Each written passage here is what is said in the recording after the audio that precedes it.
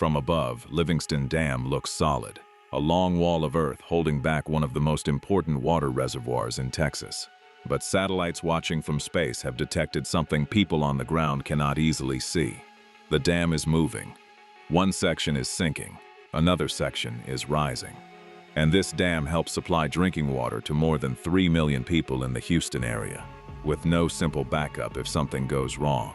The strange part is that the danger does not begin with a visible crack or a dramatic collapse.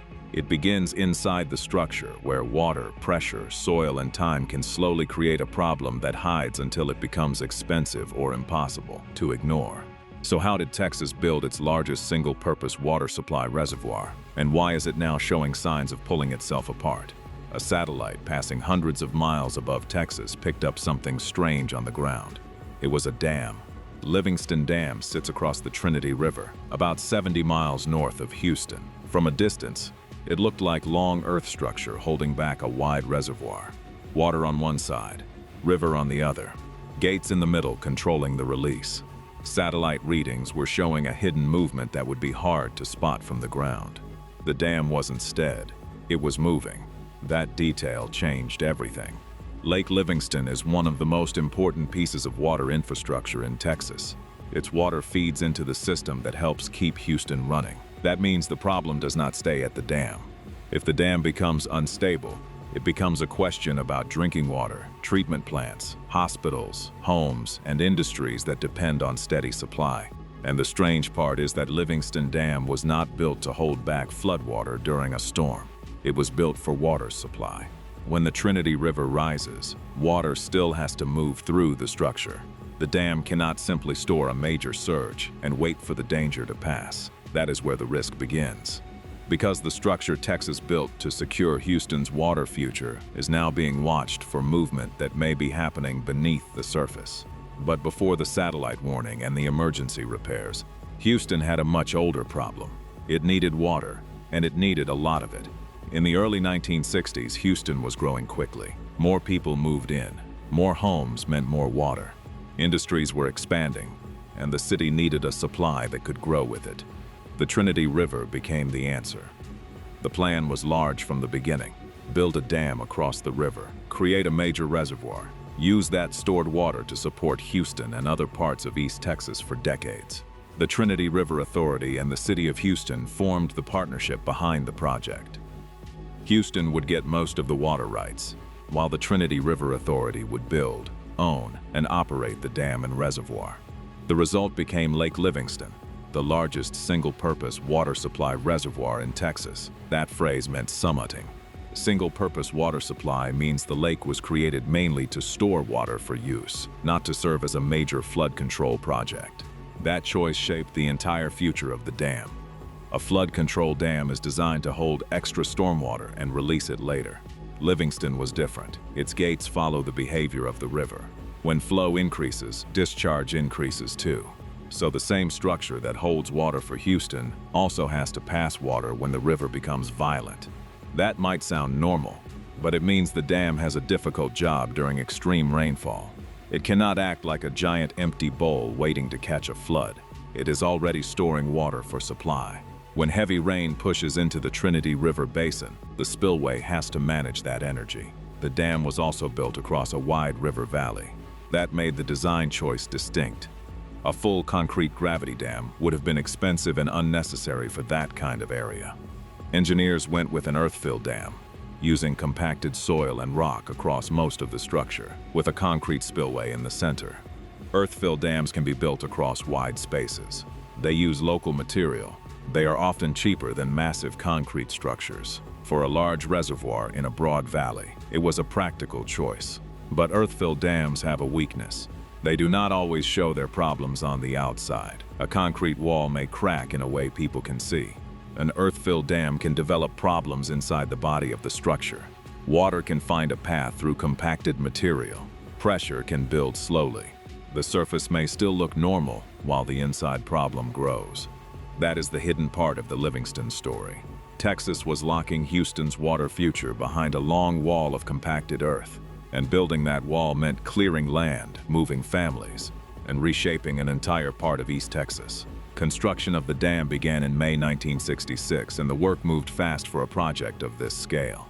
The dam stretched about 5 miles across the Trinity River Valley. It rose over the original stream bed and tied into a concrete spillway controlled by 12 large tainter gates. These gates would become the main way water moved from Lake Livingston back into the river below. But before the dam could hold water, Texas had to prepare the land behind it. The future lake covered a huge area. Hundreds of properties were acquired for the reservoir. Families had to leave homes that would soon sit underwater or beside a new shoreline. The project even reached the dead. 2 cemeteries were moved.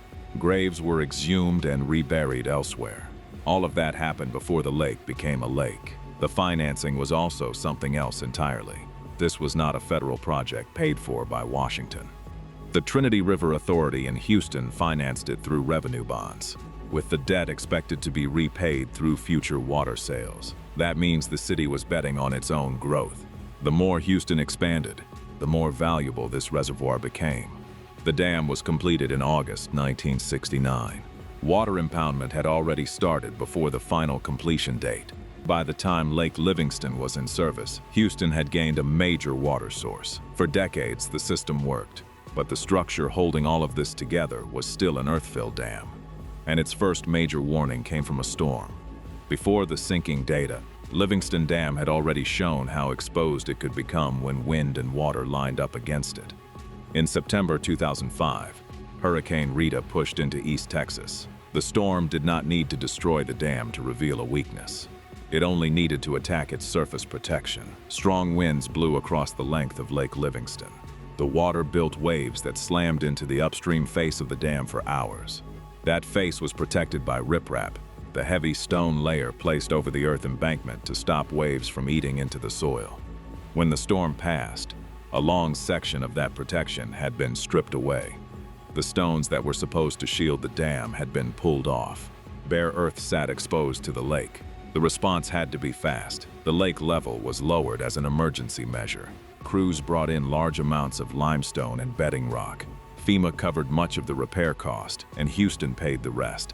The surface was fixed, but Rita left behind a bigger question.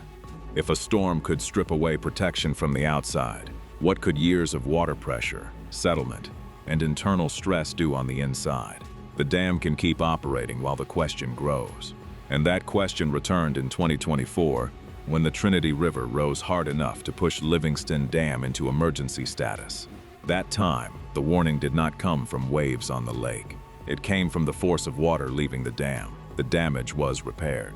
But years later, satellites would reveal that another problem had been growing underneath the surface. Was Livingston Dam dealing with separate repair problems? Or were the visible failures only signs of something larger happening beneath the surface? In the spring of 2024, heavy rainfall pushed the Trinity River to dangerous levels. The spillway became the center of the story. Huge volumes of water moved through the gates and into the stilling basin below. That basin takes the force of released water and reduces its energy before the flow continues downstream. When that system works, the water leaves the dam in a controlled way. When it fails, the water begins attacking the structures meant to control it. Later found damage around the downstream side of the spillway. Erosion had eaten into areas that were supposed to remain protected. A training wall, which helps guide water away from the dam, had suffered partial failure. This was no longer a maintenance issue. On June 28, 2024, the Trinity River Authority declared a potential failure watch for the Lake Livingston Dam spillway. Officials said there was no immediate danger of a dam failure or breach, but the declaration meant the situation required continued monitoring, and the consequence spreads quickly. Crews worked to stabilize the damaged area. By January 2025, the emergency response and stabilization work had been completed. The status was downgraded from potential failure watch to watch condition. That is the official line. The immediate emergency had been handled. Permanent improvements were being designed, with construction expected in 2027.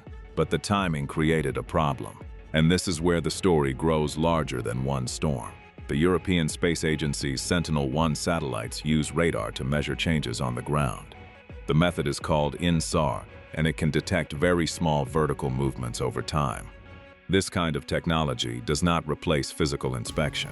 It cannot look inside the dam and diagnose the cause by itself, but it can show where a structure is moving, even when that movement is too small for people on the ground to notice. A Virginia Tech research team studied high-hazard dams across several states and Puerto Rico using years of satellite data. Livingston Dam stood out. The reporting on the study said part of Livingston Dam was sinking by about 8 millimeters per year. The more concerning detail was the pattern. One part was dropping while another part was moving differently. That is differential settlement. For a dam, uneven movement where one section sinks while another holds or rises leads to stress between the sections. That is why the satellite finding matters. It does not prove Livingston Dam is about to fail. The researchers themselves were careful about that. Satellite movement is a signal to investigate, not a final verdict. But the signal still changes the conversation. And while Texas works through that question, the dam remains tied to the water system of one of America's largest cities.